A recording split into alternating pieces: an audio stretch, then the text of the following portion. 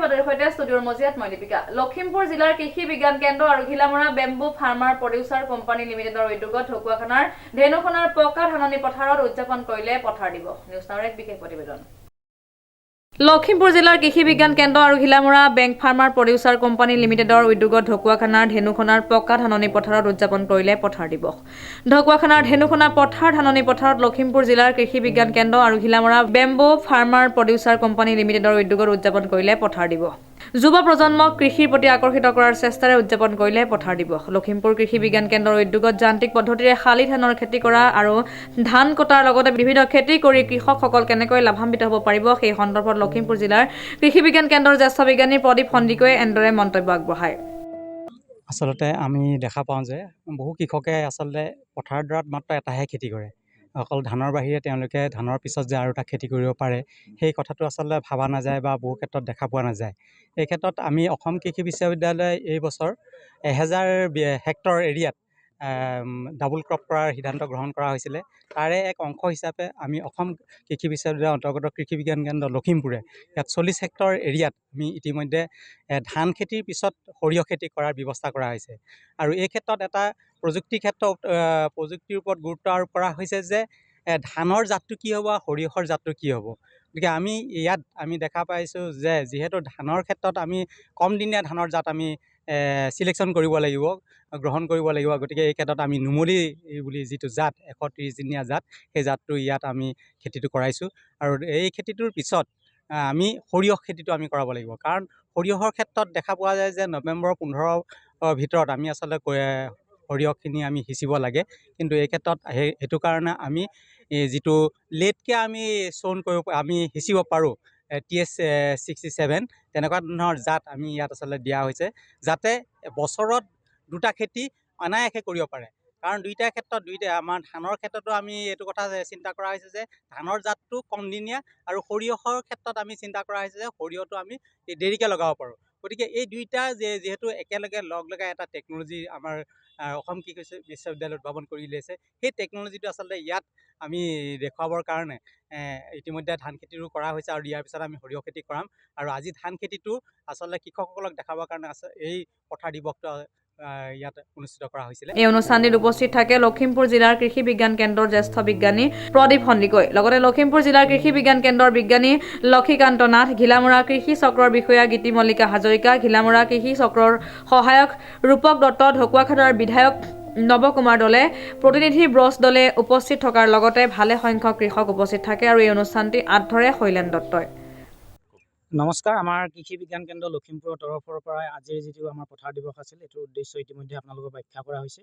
আমাৰ উদ্দেশ্য এটাই আছিল যে আমাৰ অসমৰ কৃষিভূমি যদি চাওঁ আমি ইমূৰৰ পৰা সিমূৰলৈ, আমাৰ পথাৰত প্ৰায় এটা শস্য কৰে, দ্বিতীয় শস্যটো কৰা প্ৰৱণতা খুব কম দেখা যায়। আৰু সেইটো উদ্দেশ্যৰে অসম কৃষি বিশ্ববিদ্যালয় কৃষকৰ মাজলৈ বছৰত দুটা খেতি কৰাৰ যিটো আয়োজন, সেনেকুৱা এটা প্ৰজেক্ট আমাৰ লৈ অহা হৈছিলে।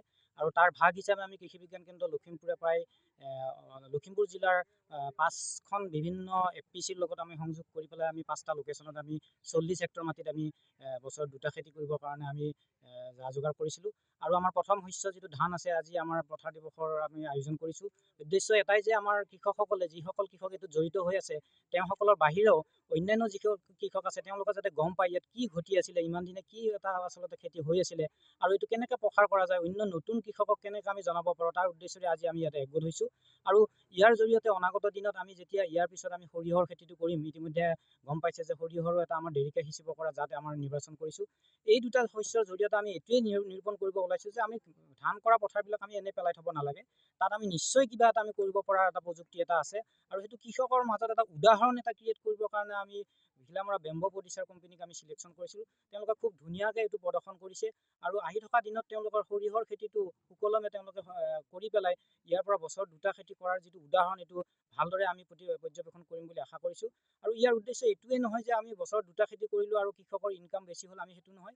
এইটোৰ উদ্দেশ্য এনেকুৱা আছিল যে আমি খেতিটো কৰাৰ পিছত আমি মাৰ্কেটিঙৰ কথাও আমি চিন্তা কৰিম। ইয়াত তাৰ প্ৰডাক্টবিলাক আমি ক'ত বিক্ৰী কৰিম, ধান ক'ত বিক্ৰী কৰিম, বা সৰিয়হটো ক'ত বিক্ৰী কৰিম, লগতে ধানৰ পৰা সৰিয়হৰ পৰা আমি মূল্য সংযোজিত প্ৰডাক্ট আমি প্ৰস্তুত কৰি তাৰ মূল্য সংযোজন কৰি কৃষকৰ ইনকাম বঢ়াব পাৰোঁ নেকি, এনেকুৱা ধৰণৰ চিন্তা চৰ্চা আমাৰ গোটেইখিনিত কৰা হৈছে। আনকি এনেকুৱা ধৰণৰ চিন্তা চৰ্চা কৰা হৈছিল, সেইটো আমি ফলপ্ৰসূ নহ'ল যদিও ইয়াত ইৰিগেশ্যনৰ ফেচিলিটি ক্ৰিয়েট কৰি পেলাই তাত যাতে শস্যটো আৰু সোনকালে আৰু ভাল কৰিব পাৰে তাৰো আমি চিন্তা চৰ্চা কৰিছিলোঁ যদিও সেইটো বৰ্তমান সময়ত কৰিব পৰা যোৱা নাই। কিন্তু অনাগত দিনত যেতিয়া সৰিয়হটো সিঁচিম তাৰপিছত আমি জলসিঞ্চনৰ ব্যৱস্থাৰ কথা চিন্তা চৰ্চা কৰা হৈছে। সেইটো হয়তো জলসিঞ্চনৰ ব্যৱস্থাই আমাৰ দ্বিতীয় শস্যটোক আমাৰ ধুনীয়া ধৰণৰ এটা উৎপাদন। আমি অসম কৃষি বিশ্ববিদ্যালয়ৰ ৪ৰ্থ বৰ্ষৰ ছাত্ৰ ছাত্ৰী। আমাৰ পাঠ্যক্ৰমৰ অন্তৰ্গত গ্ৰাম্য কৃষি কৰ্ম অভিজ্ঞতা আঁচনিৰ বাবে আমি ২৪জন ল'ৰা ছোৱালী আহিছোঁ, ইয়াতে লখিমপুৰ জিলাত অৱস্থিত হৈ আছোঁ।